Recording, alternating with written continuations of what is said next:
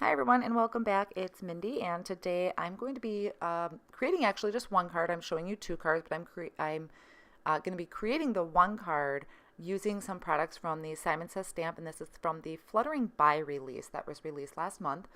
So I'm going to be starting out with this Pebbles die. I thought this was just a really gorgeous die that you could do some great backgrounds with as far as behind the Pebbles die when you cut it out. So I wanted to do some ink blending with it. This first card, this one that I'm going to show you, I'm going to be using the Blueprint Sketch, Picked Raspberry, and Wilted Violet. I really like these colors together, and I'm going to be doing this on some Bristol Smooth cardstock, which is really easy to ink blend colors on. And I'm just applying it to one portion of the card because that's where my die is going to be laying on top of. So I'm just going to go through, add that blueprint, the wilted violet, and then the picked raspberry, and blending one into the other. So I kind of go back and forth with my blending tools, just making sure that I have a nice even blend. It actually doesn't matter too much as far as how that blends one into another because some of it's going to get covered up by that piece of cardstock anyway. So I'm just lining up, making sure that I made it tall enough on the card, or that I went up high enough. And then I just wipe my table clean with a baby wipe and make sure that's nice and dry before I put my cardstock back down. And now I'm going to take just a regular piece of Nina Solar White cardstock. This is 80 pound. And I'm going to hold my die in place with some Post-it tape. This is just to make sure that it's not going to go crooked on me. It's just going to be straight across the bottom portion of that card. And then I can run that through my die cutting machine. And these cut through really nice. I only had to run it through once.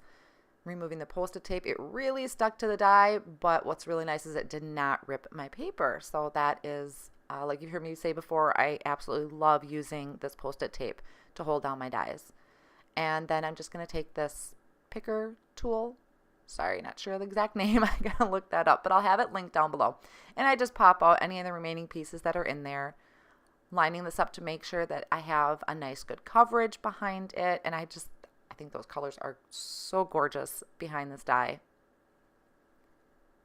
And then once I have that lined up, I can go ahead and get it attached to my card. You could, and also probably a wise decision, to stamp your sentiment, but I did not. So I just went ahead and attached it with my tape runner on the top there. And then I'm going to take some Nuvo Deluxe adhesive, since these are some really fine areas to glue down, and I just lay a little bit along the bottom and on the sides, and then going in between to make sure that nothing sticks up when I go to hold it down to my card. So I'll have this panel ready to go. And another thing that's nice is this Deluxe adhesive dries clear, so if I do have any squishing out from in between those pebbles, it's going to dry clear. I'm not going to have any problems with it. It's not going to show anything. And now I'm going to come in and use this Messages for Everyday stamp set, also from Simon Says Stamp. And I'm just going to pick a sentiment to put on my card. I'm making this a mom card. Doesn't necessarily have to be for Mother's Day. It does work for Mother's Day, but you know, I bet our moms would be forever thankful to just get a card in the mail for absolutely no reason at all. Just for being there, which is the sentiment that I picked. Thanks for being there. So these are just kind of nice to make, have on hand, and surprise your mom with. Or send it for Mother's Day, whatever would work. And I'll be using my Misty stamping tool to get this stamped in and lining that up straight. And I did want to just comment, from my last video, I kind of had a little story in there, which is new for me. I don't typically tell stories, so that was kind of me putting myself out there. And I wanted to just say a really big thank you to everybody that had watched the video, listened to my babble about my story.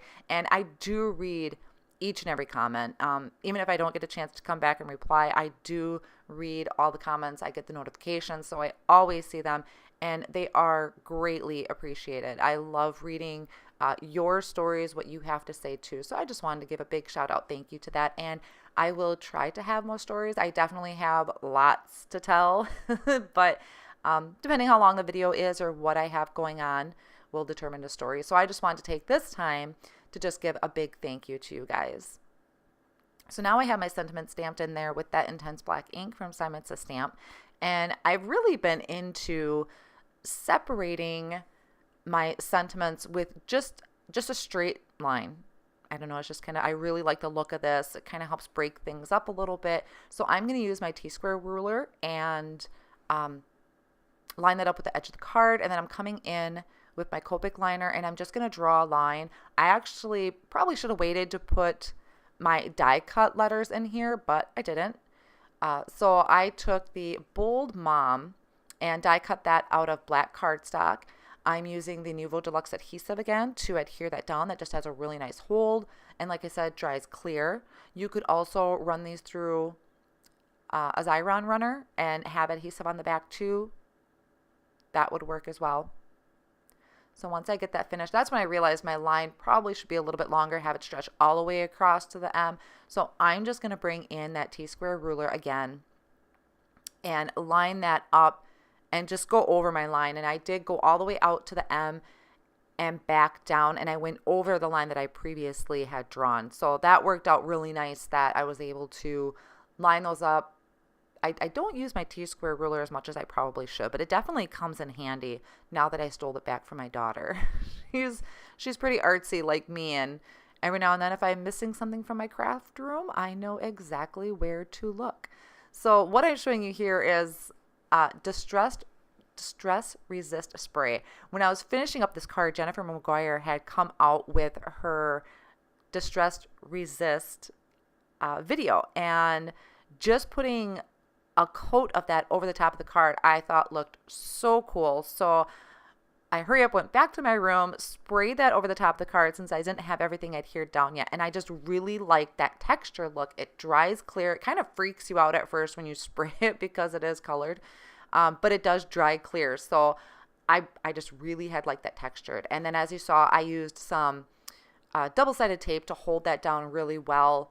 I used a lot because I want to make sure it stuck down to the card really well. So what I'm doing to kind of get this finished off is I had used the stitching butterflies, and they cut two separate pieces of the butterfly, the top and the bottom wings, and I used this with the silver glitter cardstock. I love Simon Says Stamp cardstock because the glitter does not come off. So I'm currently in the process of buying every color that they have because I love it so much.